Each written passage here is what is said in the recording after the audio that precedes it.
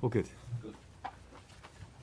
Afternoon, everyone. Welcome to our pre-match press conference to preview our game against Wolves, and we'll start off with Vinny at Sky. Frank, good to see you. First of all, what update can you give us on contract talks for Anthony Gordon, Alex Iwobi and Jordan Pickford? How close to agreement with any of them are you? Close.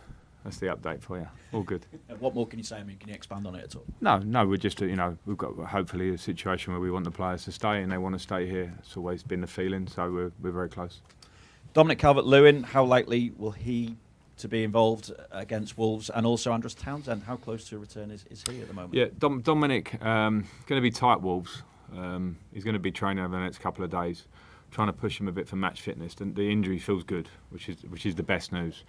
The last thing I want to do is go too soon with him for match fitness. So that's the question mark over Wolves with Dominic.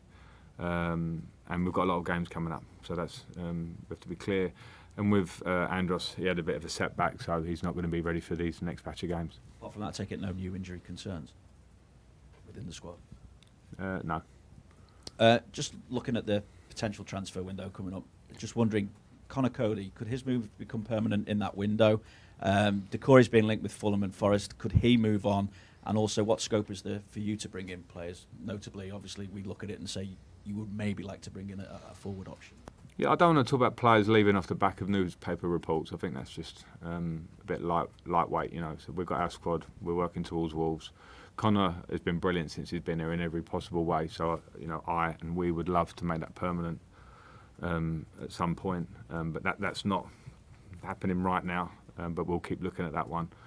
And then the January window, I think we want to help the squad. We want to have more options in forward areas. If the right players become available in those areas, then we have to try and improve, because I think, particularly where we've had Dominic injured a big part of the season, I think it's been an area where we know we want more.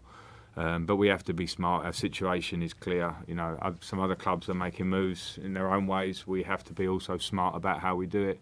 And more than that, concentrate on what we have in the building, the players that we have, how much we're prepared to fight and play well and improve every day. And that's my main concern. But yes, for sure, when the window opens, we'll be looking to improve where we can. Obviously, we know Conor can't play against his parent club. Easy for me to say. But I just wonder how Conor is, how Jordan is after the World Cup, how ready they are physically and mentally to play, and just how beneficial was the break for yourself, for the players who didn't go to the World Cup? Well, Jordan and Conor are great because they're low maintenance, and they would have hurt to leave the tournament. I think the whole nation did, because we felt we were going well, and they're in the bubble. I know what it's like. There's not much of a worse feeling in that moment. Maybe the beauty of this tournament being in the winter is that they come straight back in. The Premier League is a beautiful thing as well. They come back to their clubs. They know how high we regard them in their own ways. And obviously Conor can't play this game, but they've come back with a really good attitude. The break for me has been a good one. I've personally enjoyed it. And that's when I speak for myself. Hopefully I speak for the players in terms of we went to Australia, we had a good trip. We won a couple of games. We saw our fan base out there. We then had a break from training, which was really good for everyone. And then we've been working hard on things that we probably we know we can improve on generally, and particularly off the way we finished in the 2 games against Bournemouth. Before that, I think we were making really good strides in a lot of ways. But people's minds can obviously get drawn to those games, but we have to think bigger than that and just keep working. When you're preparing to face Wolves, what are you looking at, particularly with a new manager in charge and not an awful lot of information to go on as to how they're going to set up against you? So some basics of probably attributes that Wolves have anyway. Good players, very good players through their team. So we'll look at all of those parts, and then the manager, how he's worked before. I've gone up against him, Chelsea and Seville before. Very, very good manager. Had a lot of respect for his team and the way they set up then.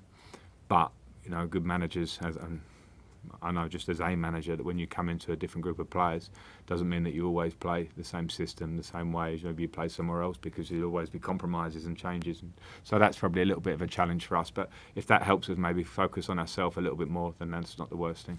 Frank, just away from the game, obviously sad news today about George Cohen. I just wanted to get your thoughts, because I'd imagine you'd come across him quite a bit in the London football scene. I actually didn't, but I'm very aware of him, and I know his fantastic career as one of the men that won the World Cup, his career at Fulham. I have such high regard. I grew up on stories of, as a young West Ham fan, of the greats, Bobby Moore, Jeff Hurst, Martin Peters. So I'm always drawn to that group of players, and it's always more than a shame when we lose one of those players. And every player I met out of that generation, of that squad, were gentlemen and very humble about their achievements, and the way how fast the modern day's going, it's really makes it even more sad to lose players of that and people of that sort of size, personality-wise. Well, good luck. Thank you. Thanks, Vinny. We'll go to Stuart at Premier League Productions. Hi, Frank. Hi. I think it's going to be 45 days since you last played. It's such a strange situation. What challenges does that prove to you as a coach? And can you see it as a new start, as a fresh sheet of paper? There's been certain challenges in terms of scheduling and the workload, and it's staggered slightly for different players. But I don't think the worst. I don't think it's a bad thing. I think freshness sometimes of mind and having a break is a good thing. We forever talk about how busy our schedule is, and then when something comes that breaks the schedule, maybe you can use it in a positive way, in a sense. And so I think we've done that. So I think there've been challenges, but I hope to see a team that runs out with a freshness about them and an energy and a fitness as a basic point. And then as a fresh start, I don't think we need a fresh start necessarily. A nice break, some freshness in us. But we know what all the targets are. We know the games that are ahead of us. Same as what we did before the break. We want to win them. How important is the Goodison factor going to be, not just on Boxing Day, but for the rest of the season? I think only United and Newcastle have conceded fewer goals at home. So how important is Goodison going to be? Well, it always has been and always will be, particularly for sure in my time here. We've had some incredible results at Goodison, and that's been because of a joining of player performance and fans joining in and creating this atmosphere that Goodison's had for through history, basically. So it's a big deal for us, and it gives us strength, it gives us confidence. And Boxing Day is always a tough game because of the time of year it is, and the onus will be on us, myself and the players, to inject the energy and engage the crowd, as always. And if we can do that, then it's always a big strength of ours. I mean, you've been involved in Boxing Day football, festive football for pretty much your whole life, I guess. Is it different? Is the atmosphere slightly different? Yeah, it can be. It can be. I won't speak for all the games, but it can be.